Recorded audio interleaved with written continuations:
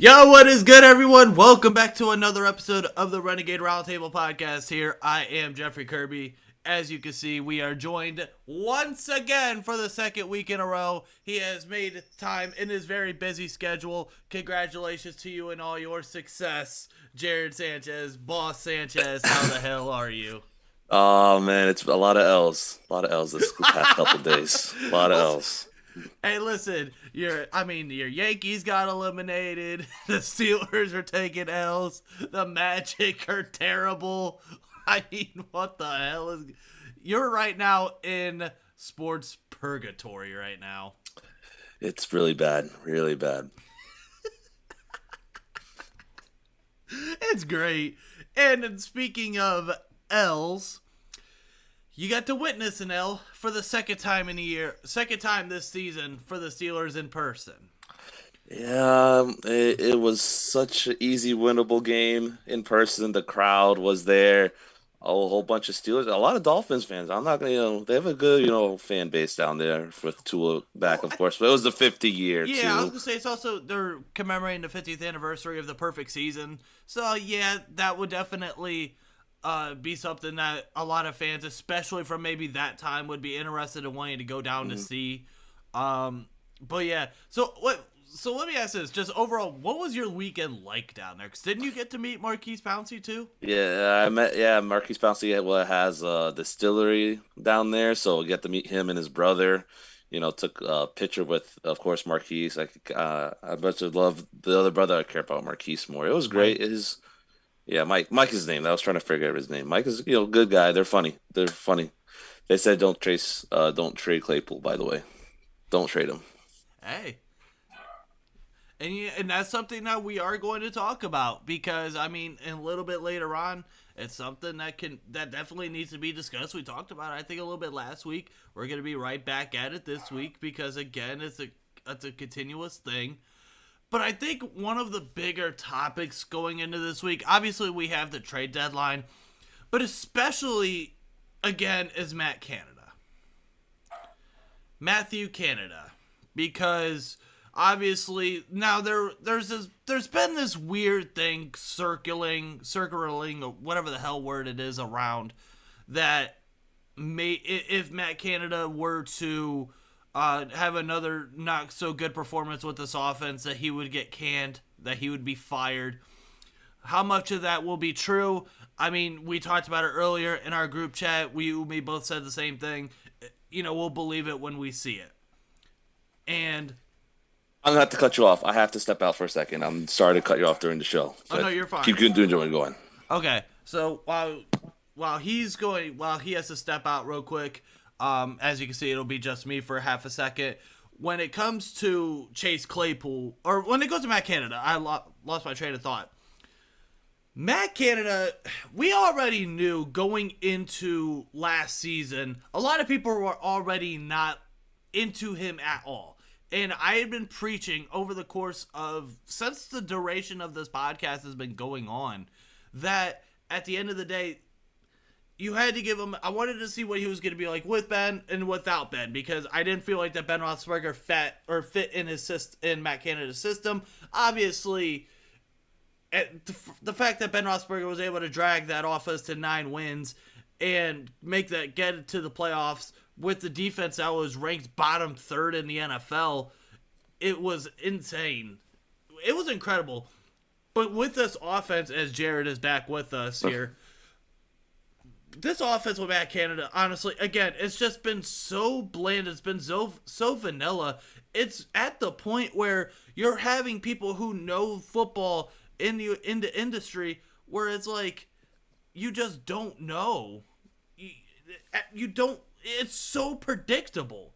It is beyond predictable what you're going to do. It's a bunch of out routes, bunch of little jet, you're gonna have 35 jet sweeps, you're gonna have a bunch of whatever motions, you're gonna have a bunch of little hook routes and curl routes.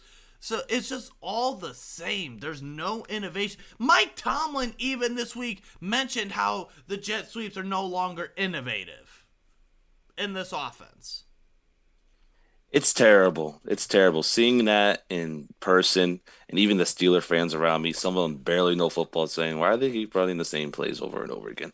Run, run, pass on the first couple drives. It's bad. If I have some fans that don't know really football and they can tell what's going on, that's kind of terrible with how you're running the offense. Exactly, and it was, and let's let's not get started about the start that this game had.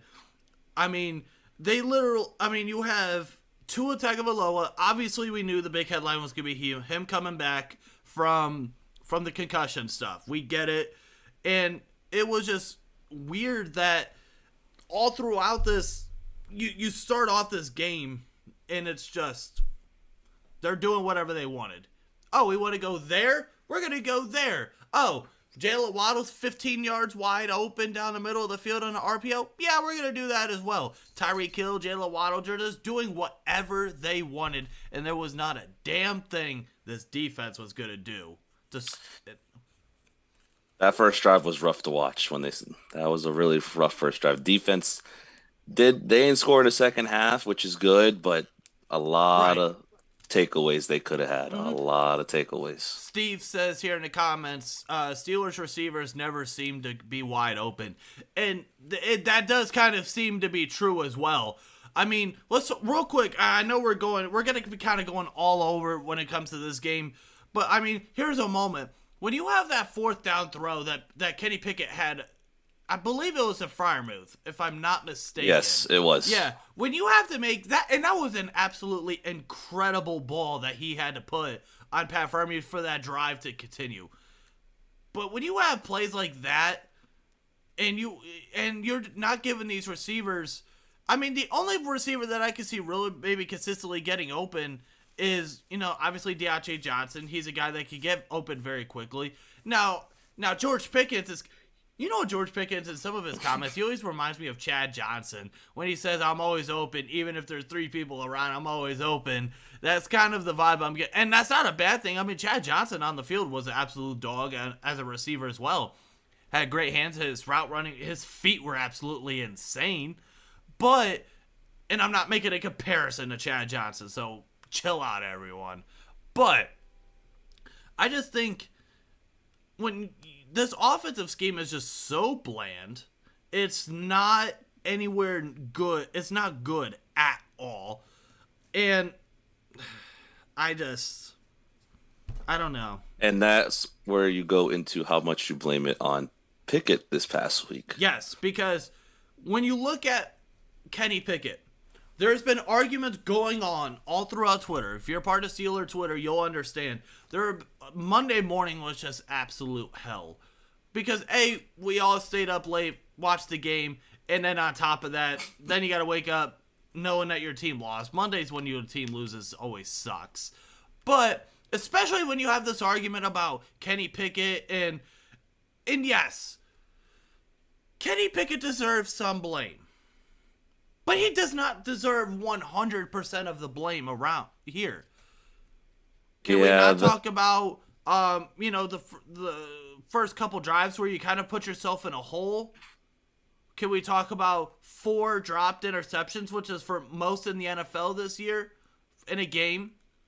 Can we talk about, again, the penalty, you have 5 penalties, which the penalties later on in the game I want to get to, because I'm kind of irritated with fans about that.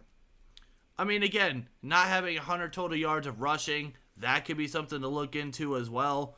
I mean, 5.3 yards per attempt, that's something that could become an issue, or that you could look at as well. 4 of 14 on third down, that's not acceptable at all.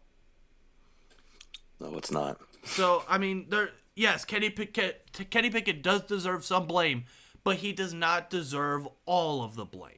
And we're gonna get to the comments here in a second. I don't want to make you guys think I'm ignoring you guys. We're not. I promise to get you guys.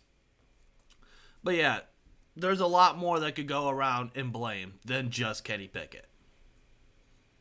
Yeah, Kenny, for that game in general, I'll give him 30% because he had 3 picks that game. Mm-hmm. The first pick, Okay, they even said, I think Terry McCauley, you didn't get a chance to hear this because you were at the game. Terry McCauley said that was technically pass interference, so we should have gotten that call. Now, I'm not the one to blame referee, or I'm not the one to use to use referees as like a blaming thing to make me feel better. That's not me, especially because that was way early on in the game. You had plenty of time to do other things in that game, which goes back to my issue later on when it comes to the couple penalties we had that maybe killed that last drive as well. But you have that, and then the other two were just bad decisions. Now, how much of that on that second one where Javon Holland got that interception, it was going to Deontay Johnson. How much of that could have been on Deontay Johnson? Maybe he could have made a better effort on the ball. How much of that was he just got straight up baited? Kenny Pickett got baited. In that coverage, you know that they're gonna try to go right to the sticks. That's exactly what they did. He read that perfectly. Does a veteran safety move. Boom. Yeah, he read that play really well. He definitely got lit. I saw that play like a developing. Harry Potter series. Read that play like it was nothing. Yeah. Steve says, and by that I mean Canada's play calling is just so basic. Oh yeah, I got what you meant as well. Yeah, it's just there's not a whole. I mean, they say that calling that offense a high school offense is being very kind, which should say something. And as Steel Black, what's up? Says you fire Matt. That is stunning. Kenny's development and promote the quarterback's coach, then fire him and get someone else. Okay. I knew we were eventually going to get into, okay, so we all want Canada fired. Who do you go to next? And we all assume it was going to be Mike Sullivan. For sure. Sullivan. Where else would you go? Mike Sullivan. Now, yes, he actually does have a little bit of play calling experience in the National Football League. He was the offensive coordinator in 2012 and 2013 for Lovie Smith in, I believe, Tampa Bay before he got canned. He was the offensive coordinator in New York with Tom Coughlin for a couple years. So he does have play calling experience in the NFL. But here's my thing. How much, even if we all want Matt Canada fired, as much as I do too, how much is really, really going to change? Because we did this with Kenny Pickett and Mitch Trubisky. We did the same thing. We all had to, Kenny Pickett comes in, now the offense is just going to absolutely change. It really has not changed as much as more. The only thing that's really has changed is Kenny Pickett is willing to take more chances. Mitch Trubisky was not. But how much of a difference, because it's still going to be the same playbook. How much change is there really, really going to be with this offense? Not a lot. Not during the middle of the season. And so here's my question to that. If you don't think that there's going to be an absolutely drastic change, because this is not like 2012. Remember when the Ravens fired Cam Cameron week 14, and then where Jim Caldwell came in as the offensive coordinator, and then they went on to win the Super Bowl that year. This isn't going to be one of those situations. So if my question would be then is, if not much change is going to be there, and how much, is it worth paying him to go away at that point, for a year and a half? Because we already know that the Rooneys don't like to pay people to not work. So that's kind of where I'm at.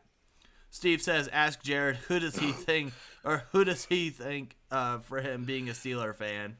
Well, you know who that is. That's my dad in the comments. So I appreciate Dad raising me as a Steeler fan. How you doing? So, but like I said, as much as everyone wants to complain about Matt Canada, nothing's going to change if he's still there for the rest of the season or when he's gone as well. You might as well just stick with him, honestly. As much as I hate to say it. And it's a different story and I think it would be a little bit different if the playbook was a little bit better, but it was just the play calling itself was bad. the reason why I say there's not much, I don't know how much change is really going to be, is because the playbook itself is bad. The playbook is good to exploit college players who are not anywhere near going to be NFL players. That's the kind of offense or the kind of defense that this offense can exploit. Not an NFL offense whatsoever. No way. That's kind of my thought process when it comes to this, because we all want him gone, don't get me wrong, but when you really sit down and logically look at it, how much change is it going to be? We both agree maybe there's not that much. It's kind of where I'm at. It's going to be a losing season. I'm Mike just going to say it Tomlin's now. First. It's going to happen. And I think, if you want me to be honest, I know obviously we don't want it to happen, but I think this might be good for Tomlin. Oh, and it should be.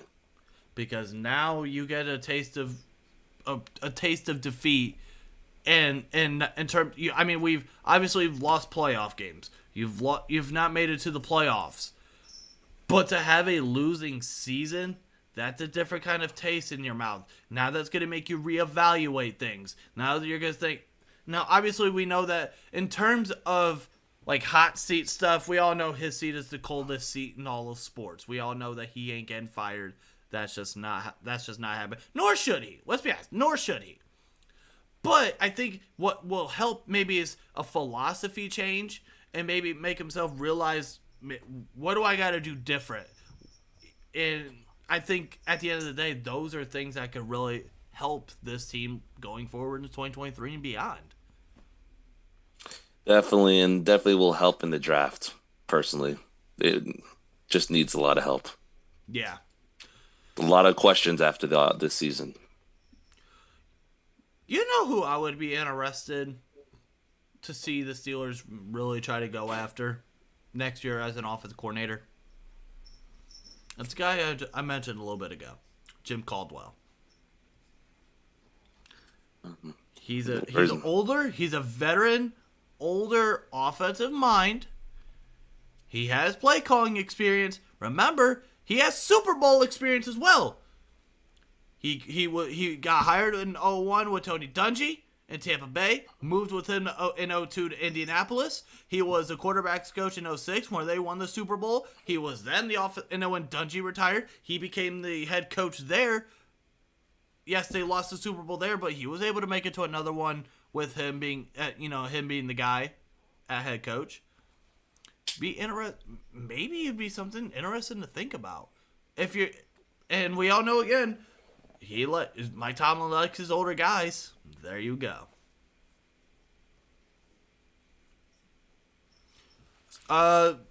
Papa Sanchez says, whatever happened to running the power I formation like we used to with with Roosevelt Nix? What do we have Derek Watt for other than special teams?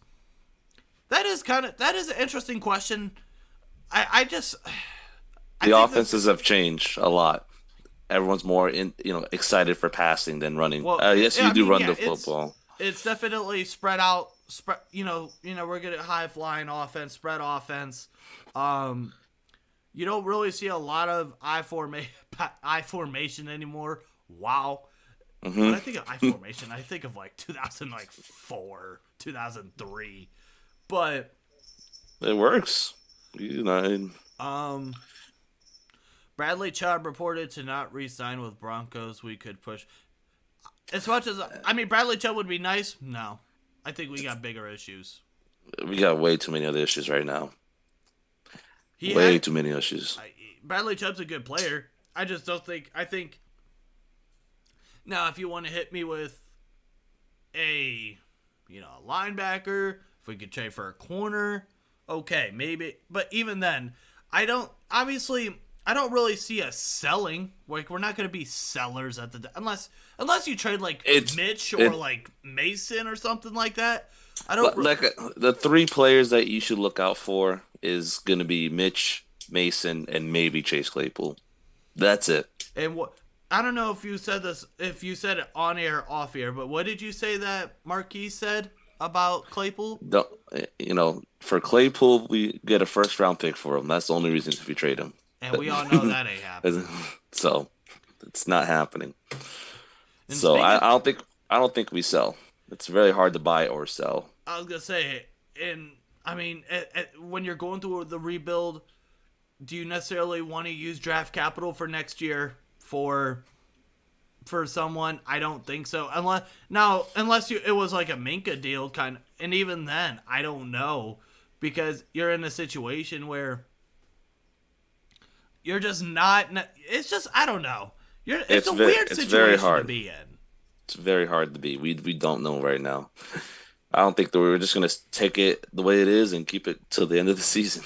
I mean, because you're in a weird situation. Say you go out and somehow pull out an upset against the Philadelphia Eagles. I mean, okay, so now you're 3-5 going into the bye. Now your mindset might change a little bit, because after that you have New Orleans, then you have Cincinnati, who will be without Jamar Chase. He's going to be out 4 to 6 weeks. He will not be on that. That's a Sunday night game at home at Indianapolis Monday night. They're going with Sam Ellinger. They're benching Matt Ryan. We don't know what the hell they're going to be like. Atlanta, they might be a tiny bit better than what we thought, but they're not. They're not out of it yet. This is a huge game before the bye. They got to win before the bye. It will change for after the bye. Especially with how Philadelphia is playing. Now they just got Quinn now. Yeah, Robert Quinn, which, by the way, I don't think they should play him at all. I think they should. We obviously, he'll probably end up playing, but obviously we don't want that. Actually, here, let me pull it up here. Okay, let me re-pull it up. I had it for a second. Let me look up the Eagles injury report. I forgot to injury, because there wasn't really, just to give you guys an update on the Eagles injury report. Only 4 players on there today. Brandon Graham, he was limited with a hamstring. Lane Johnson in concussion, he was full. A guard, Isaac Sumiolo with an ankle, he was full. And then Josh Jobe, corner with a shoulder, he was full. So for them, they're pretty healthy. Yeah, they're healthy, all right. Steel Black says, "Hey, out of all the years to be bad, this is the year." Hey, I mean, we all kind of think. I mean, I don't know. It's a weird thing. In hindsight, is 2020 compared to what we thought going into the year versus going into this year. Last year, a lot of people thought we were going to be bad. We made it to the playoffs.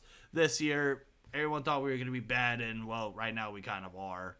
But obviously, we're all Steelers fans. We're gonna think ourselves into being good. That's what we do. We convinced ourselves that we were gonna beat the Chiefs last year in the playoffs. Oh my gosh! That we were gonna beat the Buffalo Bills. I convinced myself that I can land Rihanna and make her my wife.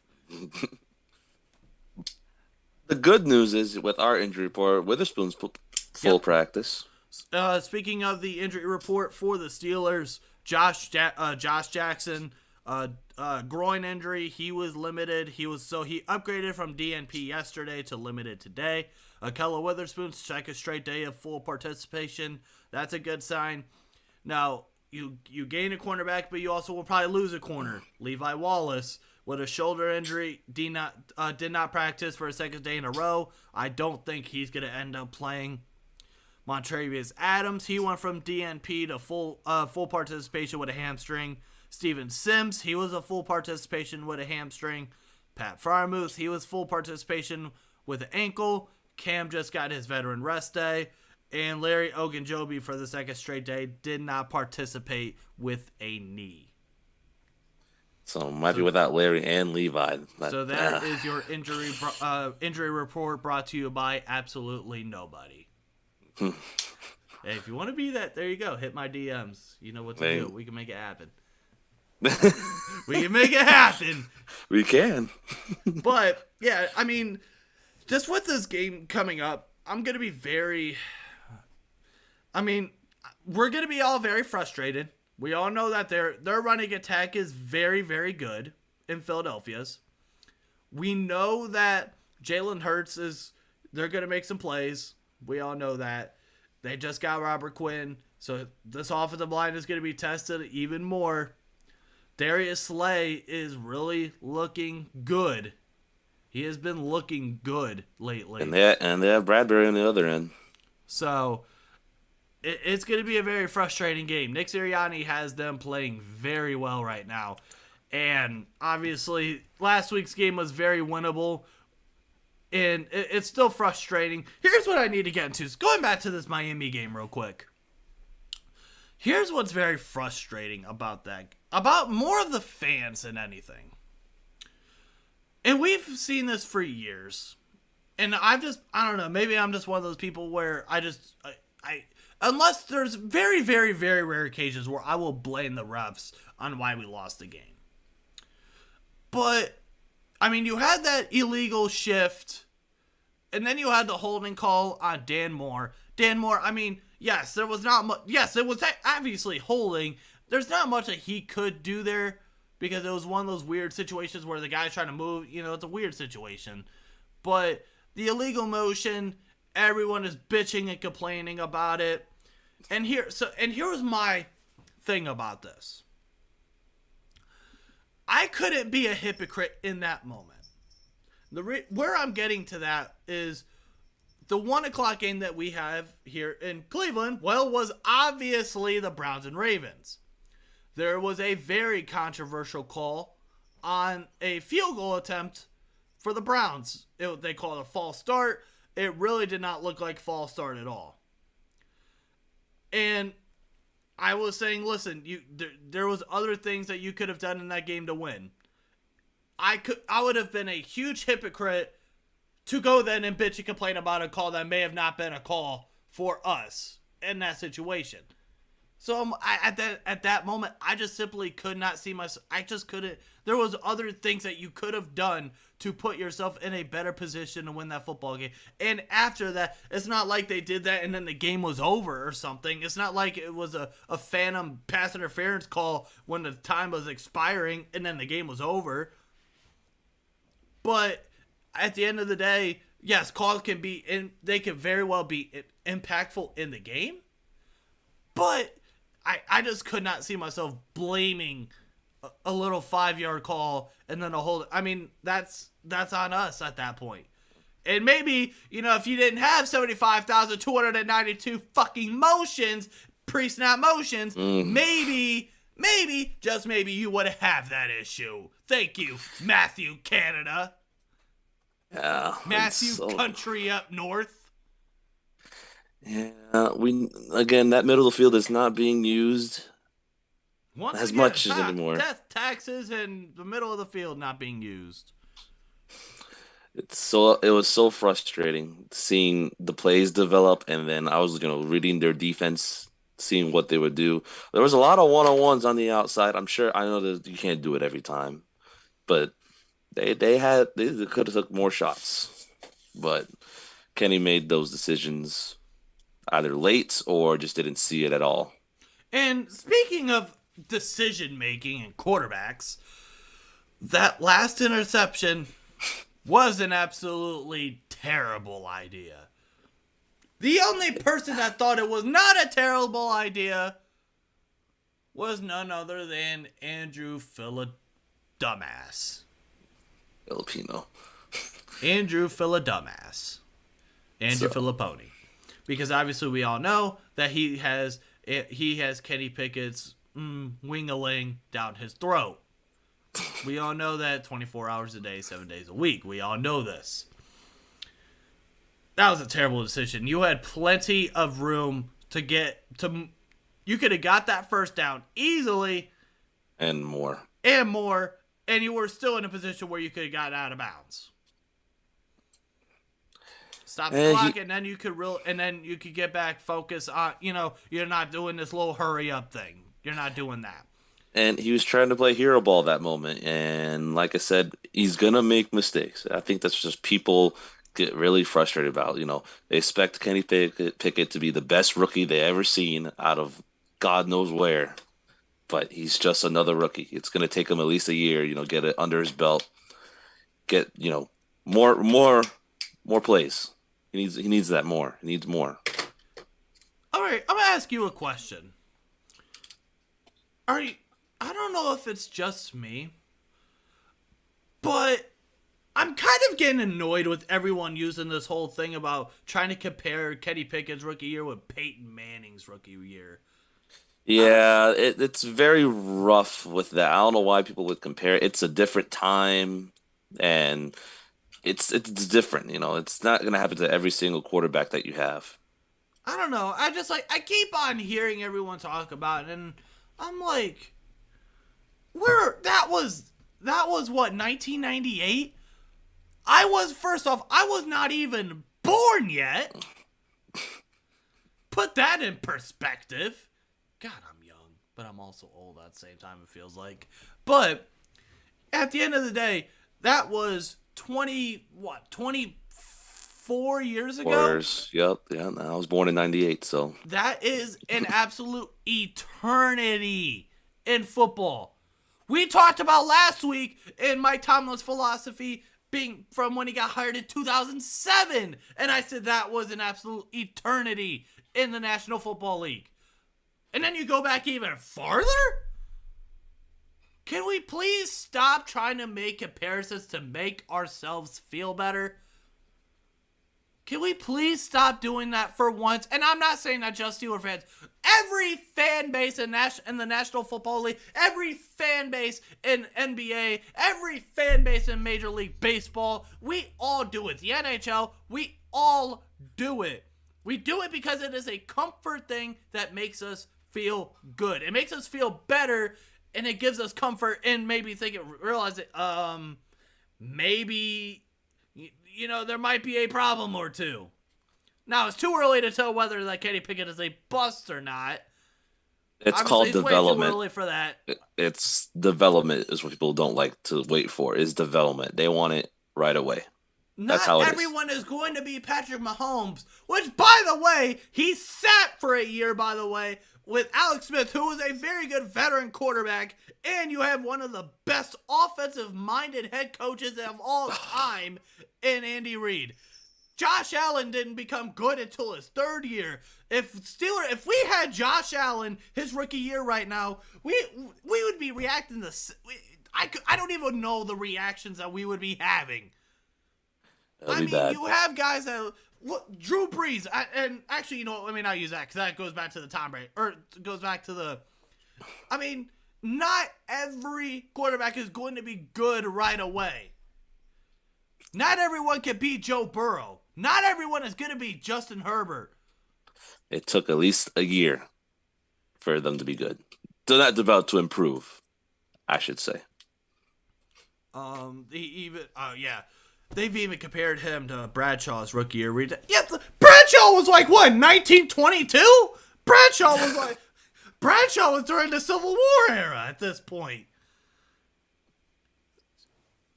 He was playing before Abraham Lincoln. Abraham Lincoln got his head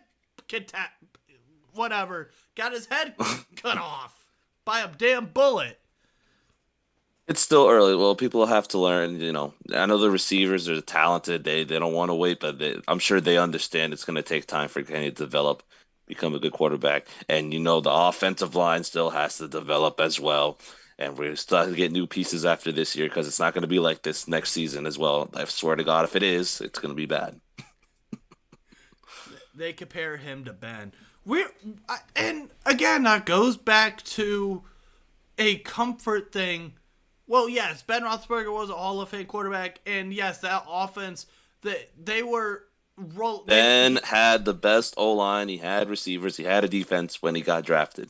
Yes, and it's a whole different era as well when you're not relying on the pass game. You didn't have Jerome Bettis as well. So, we all do this again. We all find comparisons to make us feel more comfortable as fans. Sometimes you just have to look yourself in the mirror and just or if you're having a conversation, I don't know about you.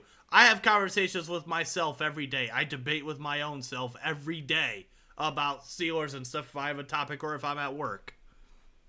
Or if I'm listening to something and they mention something and be like, yeah, I agree. And then I go on a soliloquy in my own head. Or I disagree and then like I'll have a conversation with my own head. But we all do this and it's kind of annoying. But we all know it's never going to stop. But it's just, I don't know.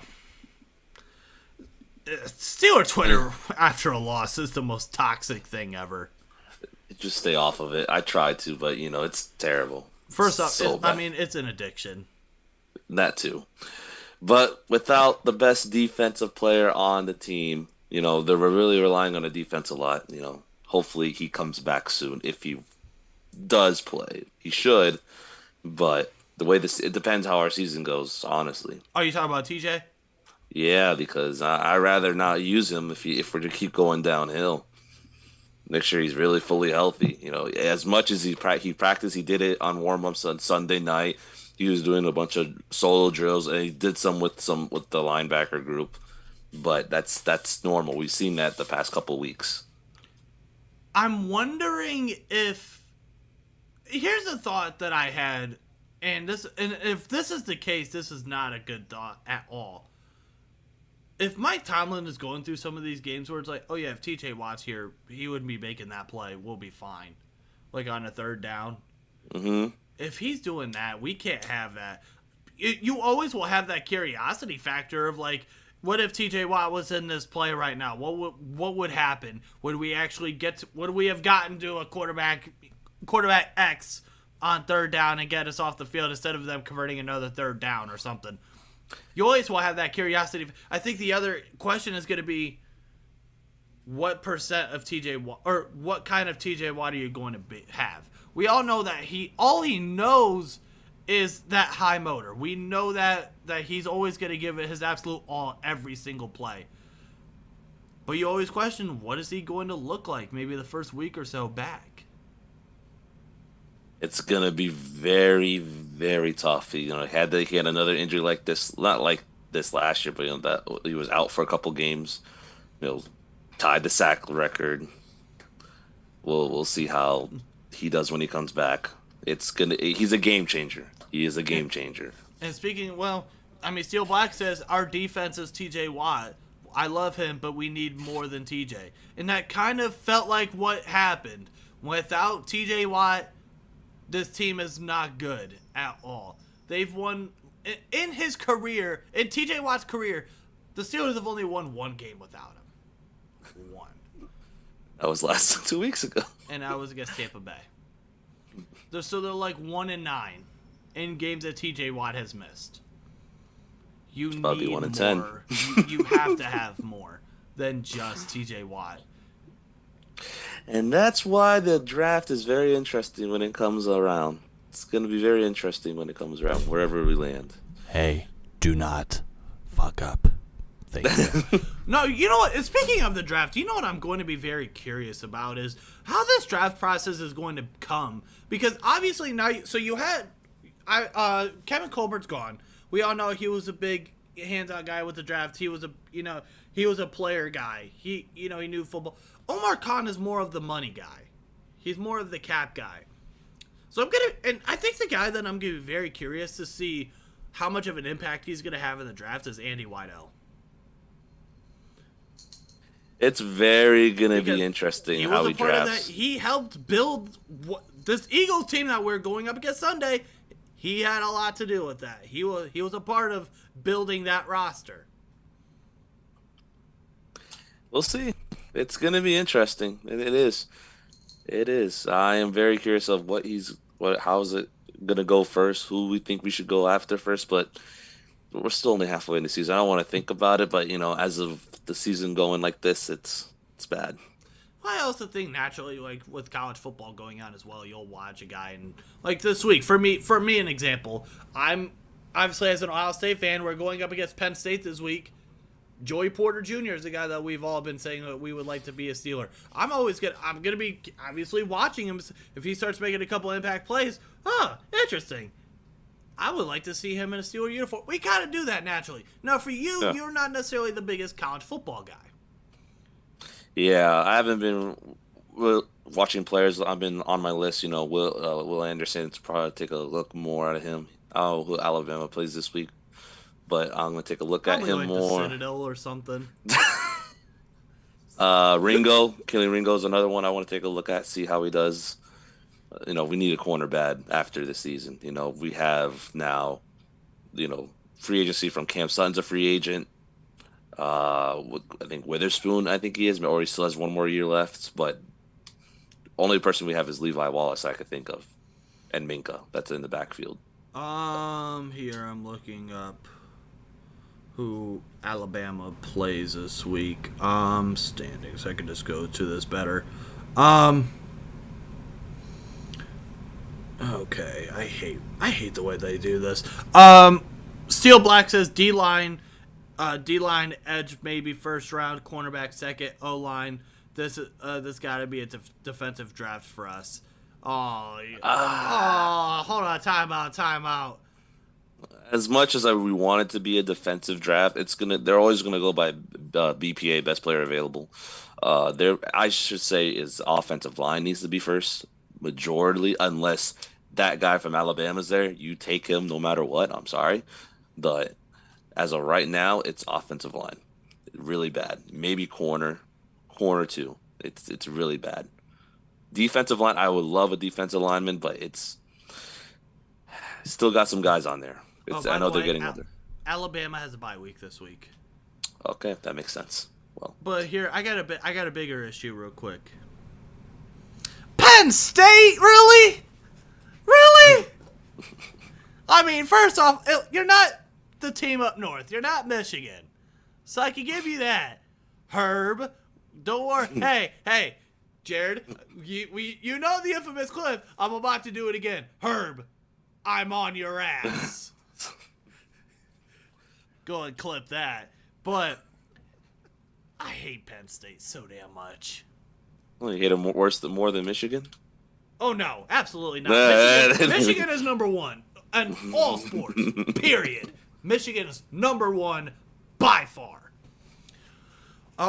Your father says we need to draft offensive line first round, which is interesting because so now you have Steel Black saying that you need to go with an edge rusher first round or a defensive line first round, and then your father saying you need to go offensive line first round.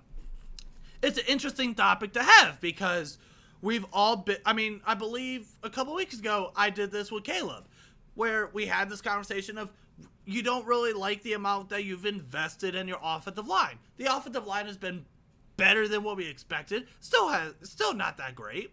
Would like to maybe see them. I'm done with Dan Moore. I'll be honest. I'm done with him.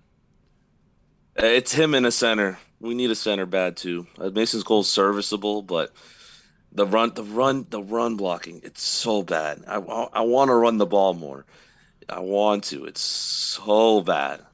And then, so I can understand that process where it's like you want to go offensive line, you want to try to protect, you want to help grow the run game, but you also want to protect your quarterback. I understand that. And then on top of that, you could go with the defensive side of the ball, where you realize that without TJ Watt, you don't get much pressure at all. Alex Highsmith's the guy that we're most likely going to let him walk after his fourth year. Malik Reed is a guy that I don't know what his contract situation's like, but he's a guy that I think he's a one and done. He was a guy that was he on a 1-year deal? I think he's on a 1-year deal. Not 100%, but I'm pretty confident he's on a 1 year. Now I'm interested. Malik Reed contract. Now I'm interested. But other than that, Devin Bush, as much as people hate Devin Bush, he had a good game last week. You were right. He had a good game last week. He's getting better every week. Like I said, it's gonna take Devin Bush to get better every week. Build him some confidence. I would like to, out of as much, he's a first round pick. It's rough to see him walk. If he does leave, that means you have another issue to get. That's why Miles Jack is there. But depth wise, after Miles Jack is Robert Spillane, and I don't like Robert Spillane. He's an average. He's there. That's how I see it. Yeah, Yeah, Robert Spillane doesn't do it for me. I mean, like you said, Devin Bush he's been playing better. He's looking closer to that 2019 year, his rookie year, than from before he tore his ACL. Because last year we all know was not good at all. I mean, you could go. I don't think you go corner first round, but you can make maybe an argument for it. Oh, you could definitely make an argument for a corner first round. Definitely. Look, the first people that I know it's not the offseason. The re-sign personally, right as of right now, Devin Bush. He's going to be cheap to re-sign. He's not going to get big money anywhere, unfortunately. Terrell Edmonds. Which, that's the guy by the you way, need. I gotta say something about what your father just said, because I totally disagree. I totally disagree here. Oh God, what did he say? He said he wants Edmonds gone, capital gone. I love my dad, but I have to disagree with him on this one. The reason why I don't, because I think Edmonds and Minkah Fitzpatrick's a top 3 safety duo in the NFL. They're a top duo in the NFL. In terms of the way that they bounce off each other, the way that, the chemistry that's back there. I mean, Terrell Edmonds has not been as bad as people think, or people what they want to believe. You still draft a safety. You said what? You still draft a safety. Oh. Not a high priority. Not a high priority though. I'm gonna be fair. I really am gonna be excited to see how the 3 safety combo with Minkah, Terrell Edmonds, and Devontae KZ pops into play. I'll be very curious to see what that's going to look like. He's just I just like those two. I like those two back there together. They have the chemistry together. I like the fact that you can put Terrell Edmonds in the box. You know, he has a little bit of versatility to that. Mm-hmm. He's made some good plays. I think sometimes, and this is ironic, I just made this comparison into a group chat that I was in earlier today. Again, seems like there's 3 guarantees of life, death, taxes, and me having to mention something with Cleveland because, well, every single person around here only talks Cleveland with me around here. That's the only thing people talk about around here are the Browns. Period. 2020, there was a situation where they had a safety in Andrew Sendejo, and all the Browns fans bitched about how bad he was. In reality, he was just the scapegoat because he was filling out for a lot of people's mistakes. Mm-hmm. Sometimes that could be the case here with Terrell Edmonds as well. I get it, Dad, but like he's a good back there with Minkah. He's gonna get better every week. It's just consistency. Like we need more consistency from Presley Harvin. Presley Harvin. I was say Percy Harvin was about 10 years ago or so. Presley Harvin, our punter. He's been inconsistent with his punts. It's starting to worry me. You know, you can't do 20, 30-yard punts. That is unacceptable. Can't shake punts like that. We should put you back there as a punter. Oh man, me as a hunter, I will get you 20 yards as well. So there you go. Yeah, but at least I can say I know an NFL player. Yeah, that's true. There you go. Then I can say, hey, we had an NFL player here on the podcast. So, I don't know. Did you freeze? Okay, there you go. I was going to say, did you freeze out on me for a second? That's not going to happen, though. Good luck trying to get me as a punter. Okay, there we go. You froze out on me for a second. Oh. But yeah. Okay. Well, we're good now. Yeah, we are all good now. Yeah. I don't mind Terrell Edmonds at all. I think he's been better than what people think. I think this goes back to Devin Bush. And again, Andrew Phila dumbass had this like narrative going back to Devin Bush about him. He had this narrative that he wasn't good, and he's been pushing that. And he's had people say, he's been better than what you're giving him credit for. I mean, Jeff, can't wait for your franchise. Those first couple weeks. Draft. I mean, hey, I can't wait for the draft. I need to make it a thing for next year during the draft to do more draft stuff. I tried to do a little bit. I didn't get to do enough. I did some player stuff, but I didn't get a chance to do it. I think we should just do. You should do just some team what the team needs, and maybe try to do all the team needs what they need on their team. Yeah, I mean That's an idea. It's gonna be. I'll be definitely excited when the draft comes. I'll be very excited. I love doing draft stuff. I love looking at mock drafts. I love doing mock drafts. Last year I did 2 mock drafts. So it's good. Here's the one thing we haven't talked about is Calvin Austin. Unfortunately, didn't get activated by yesterday by the 4 p.m. deadline. Which I mean, so what us having some sources, we knew about it before Jerry Dulac got it out, who was the first to actually report. Well, he was not the first to report it. We know someone who reported it beforehand. So, I will give him his credit, Smitty. Hey, Smitty, if you're watching, I don't know. If you're watching, here. How about that? No, here's that to you. If you're watching, here you go. Here you go. No, that's my guy. That's my guy. No, I think they saved Calvin Austin, though. Yeah, he did. But Austin, I don't know what's the big issue, if he had a setback or apparently he retweaked what was it, the foot? I think it was whatever he hurt was his foot or ankle. I think it was foot. I think it was foot again. Yep. Yeah, it says that he's going to undergo surgery on the foot. So he obviously had a step back on that. So obviously we were looking like he was going to play. He was looking a little bit better, and then you have the setback. I mean, at that point, ain't nothing you could do. Sucks that we weren't able to use his speed for the 35.5 jet sweeps that we were going to use per half on him, but he would have taken off. We're gonna really miss that speed. Not necessarily. I can't say that though, because I've seen. We haven't seen it. Yeah, I know. Sweeps and it does not work. It's true, very true. But we'll have to see next season. Yeah, we'll see, and I'll be very excited. Obviously, he was I believe a 4th round pick. So he's obviously it sucks that you would have liked to have one of your 4th round pick, or you have your 4th round pick help impact this team this year. But, I mean, at the end of the day, injuries is something you can't necessarily – it's not something that you can predict. So, you just go from there. It sucks. But if you want to get – well, you know what? Here we go. I'm going to be a hypocrite. I'm going to use a comparison to make myself feel more comfortable. So, you know what? I'm just going to be my own self-hypocrite here. This kind of is a similar situation to what happened to Victor Cruz. Victor Cruz got hurt in his rookie year, was on IR, then the next year went on for 1,500 yards. Now, do I think Calvin Austin is going for 1,500? No. Hell no. Absolutely not. I have a better chance of getting a 6-pack than probably that happening. However, it'll be very interesting to see what will happen where he's going to have a speedster who's a guy that can take the top off the defense. You can use him in more innovative ways. Now, if you use him once in a while for jet sweeps, okay, that's fine. I don't mind jet sweeps, but it's when you do them constantly. Part of the offense, way too much.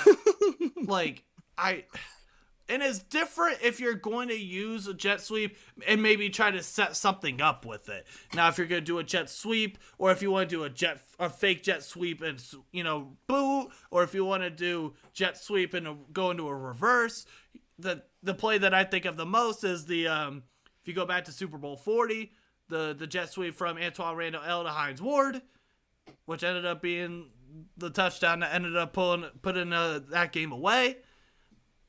If you use them and you're going to set something else up, okay. But if you're just going to constantly just motion, jet sweep, motion, jet sweep, motion, jet sweep. Again, that goes back to being predictable. Yeah, predictable. Run, pass. Everyone. All right. Papa says he's got to go. Bye, guys. Great job. Hey, appreciate you a ton. Hey, thank you for stopping by. Nice to virtually meet you through the internet. But he'll be with me for the Saints game. That I will not be there for. But hey, it's gonna be. Or you know what? Maybe I'll just show up randomly just to piss Smitty off. Just Oh man. maybe that's We'll what see. I'll do. No, but other than that, anything else that you got that you want to get off your chest? Hey, actually, you know what? I do know something I want to get off my chest here real quick. We're gonna go into a different sport here. You know where I'm going with this, right? I think so, but I don't want to. How about your Magic? The Magic. I'll get this off my chest. This is not a Magic show. I'll vent a little bit about the Magic. The Magic. They are a young team, an exciting team to watch this year. Paulo Banchero, great start as a rookie. 5 games, 20 points each game. Fantastic. Haven't done that since now. I think it was I forgot his name, but LeBron did it for his first 3 games as a rookie, and now I forgot. Grant Hill was the next one for 5 games. Everyone else is just either being inconsistent or is hurt. And we played the Cavs yesterday, and it was a competitive game till the fourth quarter. Like we'd been losing every game this season. We blew a lead. So, shout out to the Cavs. They did a great job with Evan Mobley and Spida. Hey, Donovan Mitchell he was 5 of 19 from the floor yesterday. But hey, listen, still Evan with Jarryd Allen. Hey, Jarryd Allen posterizing Bobo. Yeah, but Bobo has actually been pretty impressive. Better than as much as I might say it. Bamba, he's probably. Like my we'll see what. But yeah, the Magic off to a rough start. They play. I forgot who they play tomorrow, but I think it's a good team. I think it's the Celtics. No, is it the Celtics again? I don't know. The next game that you play shall be the Hornets. Oh, that might be our first win of the season. Hopefully, and they're not that. Nah. As much as you want to say, nah. Everyone wants to doubt the Magic. The Magic are going to be there. Not this season. Not maybe next season. Maybe 3 years from now. It just depends on our health. That's how I see it. And everyone sees it as a crazy man, as a crazy Magic fan, lonely Magic fan on there. All like 10 fans. All 10 Magic fans. Well, I've actually interacted with Magic fans, and so I'm not the only one out there. So there's 10 of you. You're 10% of the fan base. Nah, there's more than just me. I can tell you that much. So, but yeah, I just had to get that off my chest real quick. But other than that, I think we are going to get on out of here. I do want to say thank you all for tuning in. I hope you guys did enjoy it. If you haven't, smash that like button. Hit the subscribe button. We are 12 subscribers away from 600. So please go and do that. You know what's even better? I did some counting. Mm-hmm. Next week's episode is going to be episode number 69. You were actually counted 69. Next week we're at episode 69. Hey, good milestone. Nice. No, but yeah. So obviously, if you haven't yet, go and hit the subscribe button. We're 12 subscribers away from 600. We're inching on closer. We're JK1K. JK1K. That's what. The moment I have 1,000 subs. That's going to be my new name on Twitter. It's going to be JK1K. That's fire. It flows. Hey, CJ2K, JK1K. But, till then, if you haven't yet, go and also follow Jarryd on Twitter at boss_Sanchez98. You'll see it right over there under him. So go and follow him. Go follow me too while you're at it. Jeff_Kirby412. But until then, I'm Jeff. That's Jarryd. You guys have a wonderful weekend. Stay safe. Peace out. Go Steelers.